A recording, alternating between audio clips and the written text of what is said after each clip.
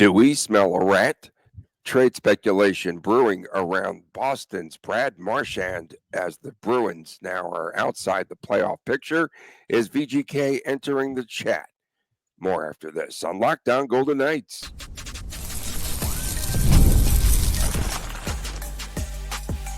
Your Locked On Golden Knights, your daily podcast on the Vegas Golden Knights, part of the Locked On Podcast Network, your team every day. Hi again, everyone. Tony Cardasco, marketing consultant and longtime sportscaster here in Las Vegas, along with my man, Chris Golick, collectible editor for the Hockey News and also the owner of Silver State Cards. Thanks for making us your first listen every day. Did I forget the rest of your title? Your Silver State Cards and Sports, president, vice president. Okay. El Presidente. HR. You are IT. no. HR is your wife, remember? And she was Employee of the Year. Give her kudos. Please make sure to subscribe to our Lockdown Golden Knights YouTube channel. And ahead on today's show, why is VGK chasing aging veterans? And our locks and predictions for tonight's Four Nations. Cannot wait. So, Jimmy Murphy of RG.com reported yesterday that there is speculation Boston now, Chris, is entertaining calls for Brad Marchand. So Murphy said that the Bruins are getting calls according to an NHL executive.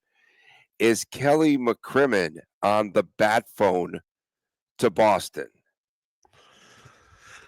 You know, at first I read this, I threw this one out immediately, but then you start peeling a couple layers back. Number one, there's a lot of history, of course, with Coach Cassidy and Brad Marchand.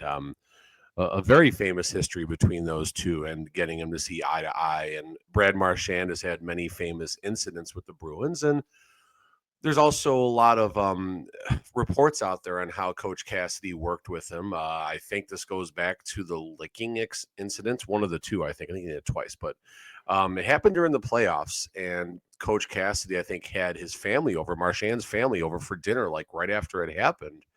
And, you know, it was a heart-to-heart happened, I think, when the boys went to another room, maybe you had a drink or something like that. And I just thinking of this now, so it's just kind of coming back to me here. But I think the quote to Cassidy was, "What do you want your legacy to be? What do you want to be remembered as?" And that right there shows you Cassidy's ability to control Marchand, number one, and his ability to connect with him. So you start peeling some layers back. Okay, there's a history. I think, of course, Coach Cassidy would be in on it. So now you start looking at the financial implications and what the Bruins might want, and if this even could possibly happen. And Marchand is making his AAV, is 6.125. So Goalie Knights can make it work with William Karlsson being on the shelf. Marchand is going to be a UFA after the season as well. So this is certainly a rental, maybe not 100% a rental. Like maybe the Golden Knights find a way to keep him along, but likely going to be a rental situation. So now you start looking at the asking price. Allegedly, the Bruins are going to want a first and some prospects, you know, something like that. Golden Knights don't have a first till 2027, so Right. That's where the creativity side would have to come in. So You need a third partner, maybe? a third partner, depending on, sure, but at the end of the day, the Bruins are going to want a higher level draft pick in return, and maybe not a first, maybe a second and a fourth. I don't know. Is this where VGK gets rid of Connolly? Gets rid of Trevor Connolly? It could be. I would think if Trevor Connolly is involved in any trade talks, I would have to assume it would happen maybe for someone who would help the Golden Knights a little bit longer term, kind of like Zach Dean and Ivan Barbashev. Zach Dean was an important piece, maybe not necessarily the Peyton Krebs of the deal, but Zach Dean was a very important piece of the St. Louis Blues Golden Knights Ivan Barbashev trade. So, but Ivan Barbashev was a player who was looked on to, stay around for longer. I don't think the Golden Knights viewed Barbashev as a rental. They scouted him 40 however many times before they were in on him. So, but yeah, could Trevor Connolly go at some point during this trade deadline? Absolutely. I think Brisson is more likely to go. I also got to wonder, we've talked about this a couple times now. which vets or vets plural are on the trade block for the Vegas Golden Knights. And I'm going to just passively throw White Cloud, Haig, and Nick Waugh's name out there right now. Yeah, for sure. And I don't blame you for the adding those three. And yeah, they have the assets. They have the assets to get the deal done. When you look at it on paper, yeah. And I would give up a troubled Trevor Connolly, despite what VGK is trying to do there and trying to save this guy and trying to tell us he's such a great kid. When you talk about Marchand, I guess the Bruins are listening because where there's smoke, there's fire. And in case the fans don't know or not familiar with Jimmy Murphy, he was a beat writer for the Bruins for a long time. And he now does that eye test podcast with Pierre LeBrun. So Jimmy Murphy's good people. He's really good people, and he's credible. He's been around the Bruins for a very, very long time. So if Murphy is saying that there's discussions of some degree happening, there are. Now, what's the likelihood of this happening? Who knows? Brad Marchand, I think, was asked yesterday when he was on the podium for some Team Canada PR, and his quote, I think I'd feel very weird, probably a little lost. I don't really think about it because it's something that I don't really see happening. Marchand does have an 8-team no trade clause. 8 teams is nothing. There's a million teams. Unrelated, the Winnipeg Jets were like number one going away for places on teams no trade list where they don't want to go. I think the tax implications and the weather have something to do with that. But yeah, so Marchand doesn't think it's going to happen, but an 8-team no trade clause, I seriously doubt the Golden Knights are on that list. And they're not on that list because the Golden Knights are already having some type of tire kicking exchange, if you will, with the Boston Bruins. That would be a good skills competition. A tire kicking competition. NHL, man, are you listening? Well-placed source, they say, confirmed that VGK is a serious trade suitor. So the talks are definitely going to heat up. We had a feeling here during Four Nations there's going to be a ton of discussions. GMs are sitting around wearing their Canadian jerseys and such. And yeah, there's going to be a lot of talk. There will be. I for one, I had said that I felt that VGK would probably make a deal during Four Nations. March 7th, it's right around the corner. No, it is. It's less than a month away. February is a short month, too. I don't know. Is this a 28-day or 29-day leap year? Or I don't know, whatever. No leap year. Okay, good.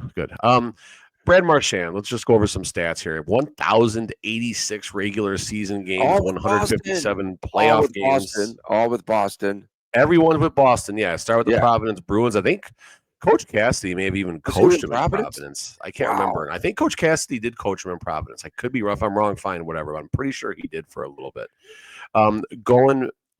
Here's what gets me. Brad Marchand has played 157 playoff games, 56 goals, 82 assists for 138 points. This season, Marchand, 20 goals, 24 assists, 44 points, 57 games. He's a -7 right now. Now, I don't look at Marchand as necessarily the most responsible player as far as like a plus-minus and defensive aspect, but Brad Marchand has never finished a minus in his NHL career going back to his rookie season in 2009-2010 when he had played 20 games, just got 1 assist. He was a -3. So from the 2010-11 season to the 23-24 season, Marchand has always been on the plus side of the plus-minus column. So that's a pretty responsible player right there. Outside of the penalties and everything, that's a pretty responsible player right there. And yeah, he could be that difference maker. He really could. Like I said, 421 goals, 1,086 games, scores in about 1/3 of every playoff game he plays in. So, like I said earlier, you start peeling some layers back. You look at the history with Cassidy. You look at the money. The money's a little rough, and if the Golden Knights do have to cut ties with Trevor Connolly, I think that's a little bit steep personally. Again, I'm not defending Connolly's characteristics by anything. But I think he'd fit in back there. He is a coveted. What's that? I think he would fit in their East Coast guy, right? Like all that. Okay. I know nothing about him outside of what's been Oh, reported, but yeah. I wanted to ask you. So is Marchand a Gemini or a Scorpio? Is he on the cusp? Like he's a May guy. He's currently 37. 36 years old. His 37 birthday in is May. May the 11th, so you can do I think the that's Gemini, bro. I think I've been studying a lot about just for cool, you and all the signs awesome. and stuff like. Where would he play? Where would he play for VGK? Where would he That's slot another in? interesting one, right? Brandon Saad's arrival has caused the top line to be shaken up, and you got to think there's a reason that the Golden Knights kept on going with Stone and Brandon Saad, like the second Saad arrived. I think it was the entire road trip, if I'm not mistaken. So the Golden Knights see something there. Does Marchand go up? I mean, does Marchand take that line one spot? Is that first line all of a sudden going to be Eichel, Marchand, and Barbashev, right? Could Hurdle slide in the right wing, and then you put Dorofeev back on the left side with Tomas Hurdle? These are some really good questions you can ask.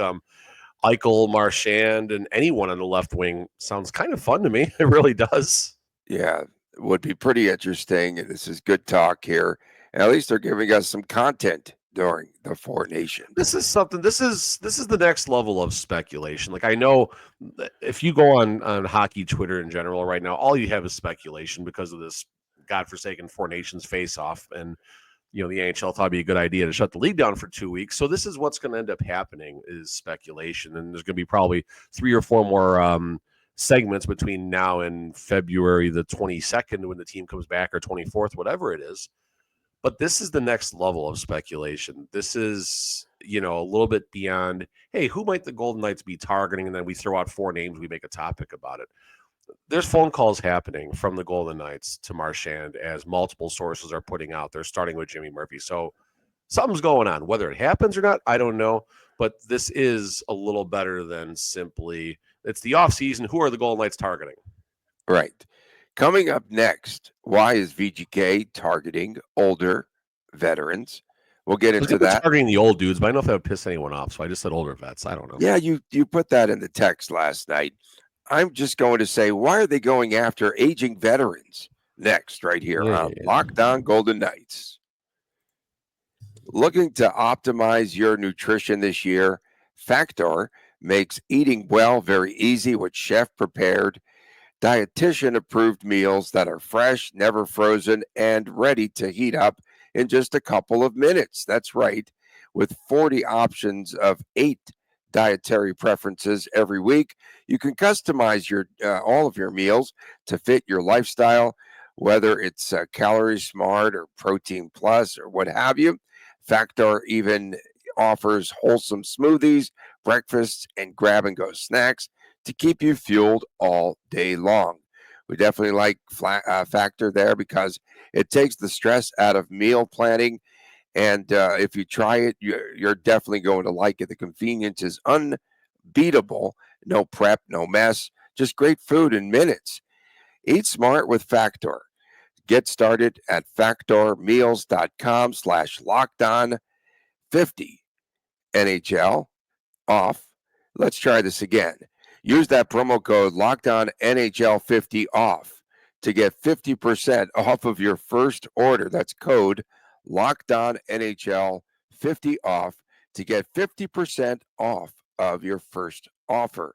Head to factormeals.com/LOCKEDONNHL50 off today.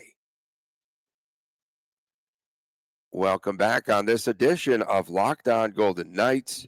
Tony Cardasco and Chris Golick from Las Vegas. That was a mouthful. We appreciate you making us your first listen every day. Find us wherever you get your podcast. I was on the Odyssey Locked On page yesterday, so check that out. It's pretty cool. So you can definitely listen to it there, everywhere you get your podcast. But thanks to our good friends at Odyssey for picking this up and making it look really good there. So yesterday, rumors were flying that VGK was going to go after 33-year-old Brayden Schenn. And that was on the heels of that Scorpio guy Brad Marchand, age 37. Why would VGK go after aging veterans? Did they think that that would provide a good mix? Currently, obviously, the experience factor, that has to be something that you look at. But why would they go after aging vets, and how would that fit in with the mix of the Golden Knights? Lack of options. This is where, Kelly McCrimmon, he's been a wizard at keeping this roster competitive for all 8 seasons. Are you working on his bobblehead right now? Bobblehead, yeah. On the He should have a design? bobblehead. He should have a statue outside of T-Mobile, for crying out loud. Right, and the bust, and And a definitely bust, a bust. absolutely. Yeah, give him Yeah. a And a statue, pin. bust, give him everything. Bobblehead. He needs a Three, pin. He yeah. needs the pin. And the pin. There we go. Yeah, give him the grand slam of Givey's. So why are the Golden Knights targeting these uninspiring names, I think is a better way to put it.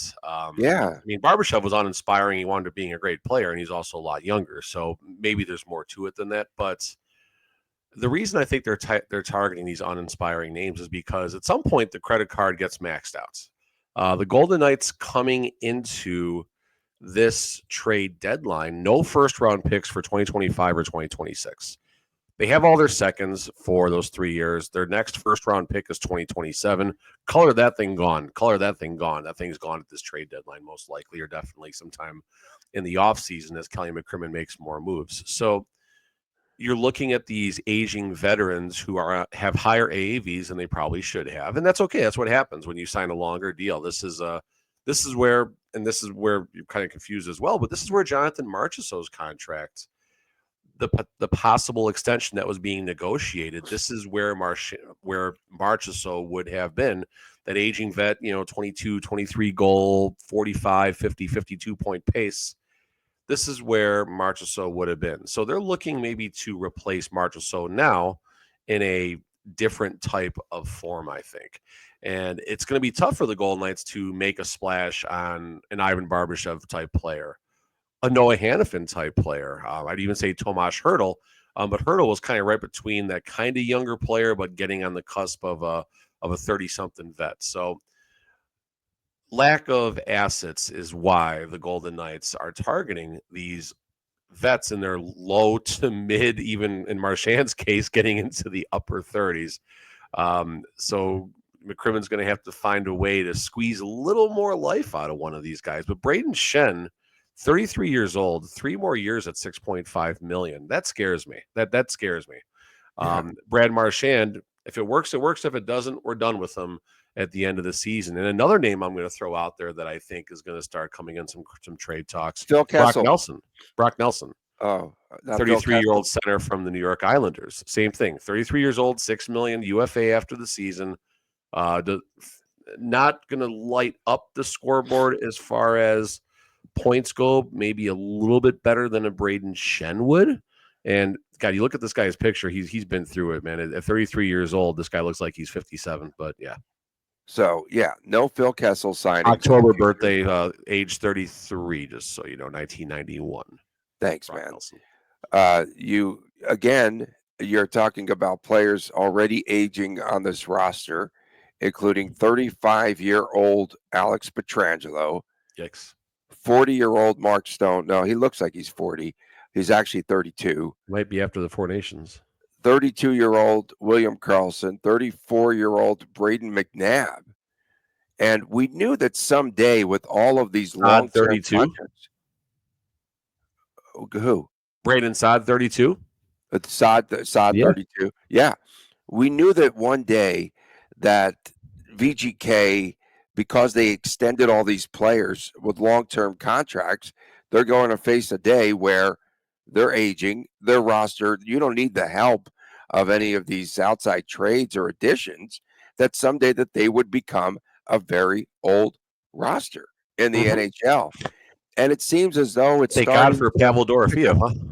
Yeah, exactly. But it seems like it's starting to pick up steam there, where suddenly, you've got, and you see players like Karlsson breaking down, and other players, right? They're getting up there. Pietrangelo, what do you do broken now? down right now. He's skipped the Four Nations to heal.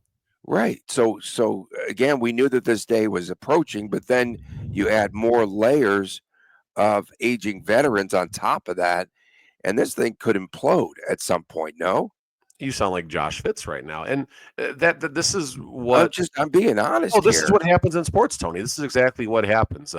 Teams will have pockets of I'm success, being negative. I'm sorry, man. you're not. But teams will have pockets of success, or in the Golden Knights situation, a decade of success, maybe more. Who knows? But at some point, the check will arrive, and there will have to be some type of rebuild. Every team goes through Someone this, from Czechoslovakia? Who are they signing now? and we The thought Czech will arrive. Yeah.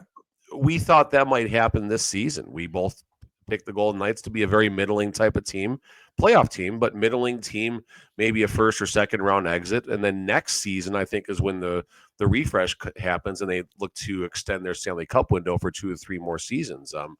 Looks like the window is still open right now as the Golden Knights are in on a lot of vets to try and help this team to get to their third Stanley Cup in 8 seasons. Good God, that's ridiculous. Just crazy. Or it would be 9 seasons, whatever it is at this point, 8 seasons. It's just remarkable to think about. But yes, there will be a rebuild that happens to every single team. But Foley says he doesn't believe in rebuilding. I mean, Foley says, no, this team does not rebuild. And Kelly McCrimmon has taken that to heart and found ways to keep this team competitive. So will this always be what the Golden Knights are? Are the Golden Knights, as long as McCrimmon and McPhee are the made men, Tony, there you go, as long as the made men are here, are they going to be a competitive team? And rebuilding is not an option. Maybe. I mean, it'd be the first time in the history of sports that happened, but 8 years in, it looks pretty good so far. Or at some point, is a friggin' nuke going to go off and all of a sudden the Golden Knights are the San Jose Sharks for 4 or 5 years? I don't think Foley would stand for that personally, but I mean, Mark Davis, take notes. I'm starting to think, again, that this team, they need a youth movement. They don't have very much good there in the minor leagues. So who knows? No, the Golden Knights, the Silver Knights are terrible. They got a couple players doing well. Put on the napkin Lindbaum, Carl Lindbaum. He's been doing phenomenal. And I want to talk about him at some point and tie him to something. Okay. But I mean, as far as the youth players currently on the Golden Knights, it's Dorofeev at age 24. And then the next youngest forward, Cole Schwint, but he's a fourth line, just body, so to speak. Everyone else is 28, 29. On the defensive side, the youngest defenseman is Korzak, who's 24 years old and played, I think, 6 games this season, 2 of which were probably at forward. So otherwise, Haig, 26, Whitecloud, 28, McNabb, 34, Theodore, 29, Hannafin, 28, Pietrangelo, 35. And really fast here, this is where the rules of UFA and RFA do make it difficult to create a youth movement in the offseason, because players until they're age 25 or 26, depending on their classifications of their UFA status, they are under control of their organization that drafts them for a long time. And that's where it's kind of gets interesting to see how the Golden Knights have found ways. I mean, Barbashev was a 28-year-old, 27-year-old when they traded for him. But otherwise, you don't see the Golden Knights acquiring a lot of players in that age bracket. So here we are, February the 12th, talking about the Golden Knights being in on a pair of 33-year-olds possibly, and a 36-year-old Brad Marchand. Quick question about Four Nations before we take a break. So Aiden Hill drops to the number 2 goaltender. Is this because he turned down the first offers from VGK? I think, again, hey. No, I think you're overthinking this one. I'll give you the answer to that. Go ahead, man. So Canada plays Sweden tonight. More on that in a second. The second game for Canada is against Team USA. I would have to assume the plan is to rotate Binnington and Hill for the first 2 games. Now, if Binnington goes out and crushes Sweden and, they win 4-1, Binnington has 27 saves, do they come back with Binnington against Team USA? Maybe. But I would almost be willing to bet that whatever whiteboard the goalie rotation is written down on, Aiden Hill is going to go on Saturday, and they want Aiden to play the better team. Coming up next, it's Canada versus Sweden. We have the preview. This is unbelievable. The Four Nations is here. Cannot wait. Back with more right after this on Locked On Golden Knights. Looking for a snack that is both delicious and nutritious? Crack into a good source of protein with wonderful pistachios. Wonderful pistachios is one of the highest protein nuts, and each ounce serving of 6 grams of protein gives you over 10% of your daily value. Plus, they're packed with fiber and better for you, unsaturated fats to help keep you feeling fuller longer. That's right. I personally like the no shells variety. It's really good. Perfect grab and go snack for busy days.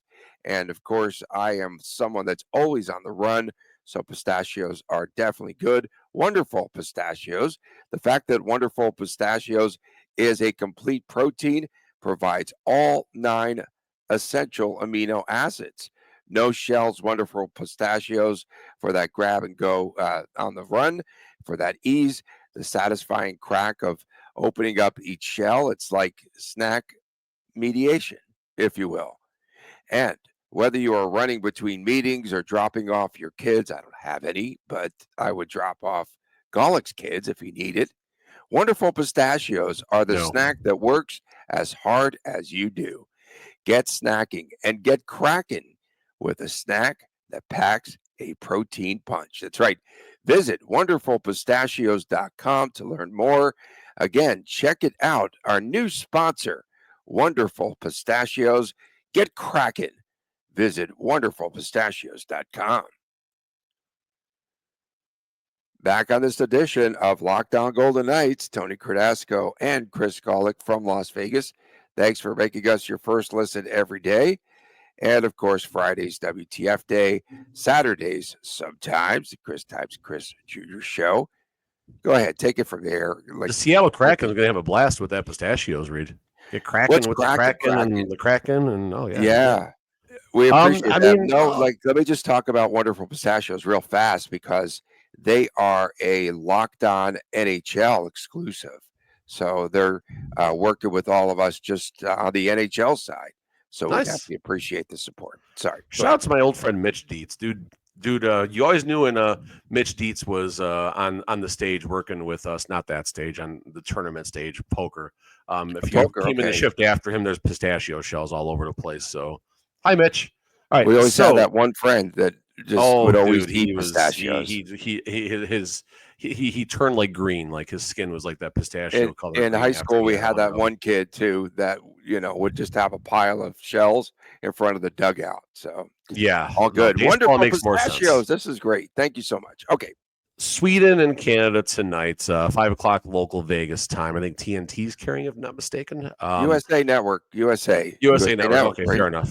USA, they can't even get a main. Never mind. Okay. All right. Canada's minus 250. So Sweden's going to be what, plus 210, plus 200, something like that. Oh, is that going to be on nighttime -2 since it's Team Canada? I'm sure they'll have a very special show, a 4-hour pregame show. Go ahead. No, you're good. So as far as in net number one, this is the biggest question for Canada. Jordan Binnington's going. I think Binnington is a sub 900 save percentage or right around it. Aiden Hill likely going to go against Team USA on Saturday. But the Sweden roster, like you look at it, there's not much that puts fear into you, right? A lot of good players. Arvidsson, Jesper Bratt, Leo Carlson, a youngster from Anaheim, Elias Lindholm, traded obviously from Vancouver from Calgary a little while back. Ricard Raquel was William Karlsson's replacement. Luke Raymond, defenseman from Detroit Red Wing, forward from the Red Wings. On the defensive side, Rasmus Andersson, Giannis Brodin, Rasmus Dahlin, Ekholm, Edmonton. Of course, Erik Karlsson. He'll be out there basically being a forward. In net, this is where I think you will give the advantage to Team Sweden here. You got Samuel Ersson from Philly. I don't think he's going to get a lot of time. But Gustafsson and Linus Ullmark from Minnesota and Boston. That's where I think the biggest advantage for Sweden comes in. Canadian side, I mean, geez, it's loaded on paper. Can they convert all of this skill to a gold medal? They are getting gold medals in this crazy trophy, but where will that trophy reside in Canada? Toronto, Montreal. I don't know. I'm sorry. I don't know. Nate McKinnon. Canada. I gave it to Canada already. Go ahead. McKinnon, McDavid, Crosby, of course, Mark Stone. Of course, Shea Theodore, of course, Cale McCarr, of course, Drew Doughty. I mean, the biggest thing for Sweden here is to play free, right? Canada has all the pressure in the world. You're If saying Canada play. doesn't win this tournament, You're saying play it's a without travesty. tariffs. Play free without tariffs. Yes. Oh, is there what you you're go. There saying. you go. Way to bring in the politics and piss more people off. So yeah, I mean, Canada's going to come in. I mean, you look at these power play units as well. I mean, Mark Stone and I think Shea Theodore on the second unit. That's the pretty good team. I mean, Crosby, McKinnon, McDavid coming at you, and Cale McCarr. I don't know who the fifth person on that would be. Maybe Marchand, maybe Bennett, Cirelli. I don't know, Hagel. But I mean, it's going to be fun to watch, and I can't wait to see the puck movements. I mean, there's some excitement to this. There really is. Now that we get a game, is there defense? Is there checking? Is there hitting? These are the biggest questions, of course. We got to do some picks. We got to do some picks and some locks. Come on, let's do it. So I am so excited about Bruce Cassidy being the power play coach. I just cannot get over myself. He doesn't do that with VGK. So what's he going to do there? Goalie's power play is pretty good. He's got some good personnel. He'll figure it out. Here's his job, Tony. I'm cutting you off. Here's his job. McDavid, McKinnon, Crosby, Stone, Mitch Marner, Cale McCarr. We got a power play. Go get him, boys. Go get him, boys. That's true. Not quite the same effect as that powerhouse line of Stone and Saad and Howden. I mean, they're putting stinking Stone on this line with a couple of guys, Crosby and McKinnon. Like, it's going to be fun to watch. Stone's going to have so much open ice. Did you hear him yesterday? He was Stone might have 7. Get a prop for Mark Stone. He might have 7 shots on goal tonight. He said he can't stop smiling. I don't think when he looks at his line here in Vegas, he's smiling every day because they moved him to line 2. Howden's the one that keeps smiling. They can't stop smiling. Okay. I'm just taking the Mark Stone line, him, Crosby, McKinnon, and I'm going to go 6-3, Team Canada A. 6-3. I think it's going to be I think it'll tighten up, like obviously with the USA match, with that game coming up. But I think in the first round of the opener, I just see a ton of open ice, and it's Canada and Canada. And yeah, we're going to have wait, hang on one second. Will we have the over-under a half? Will there be a Swedish national anthem? Yes or no? There has to be. Why wouldn't there has to be the Swedish anthem? Why wouldn't there be? Okay, I'm just saying. So we'll have. Hey, give me Swedish 2 players. Let's go on. Give me 2. Give me a player on Sweden. Give me a player on Canada. No, it was Zibanejad and Stone. I mean, Stone's gonna have. He's gonna have a field day. He's died and gone to heaven. This guy. You heard him yesterday. I can't stop smiling when I look at this line. I mean, you could play on this line. Hey, let's go. All right, you said Zibanejad and who'd you say? Stone. I don't. Who knows? I'm going for the upset. Give me 3-2 Sweden. Let's have some fun.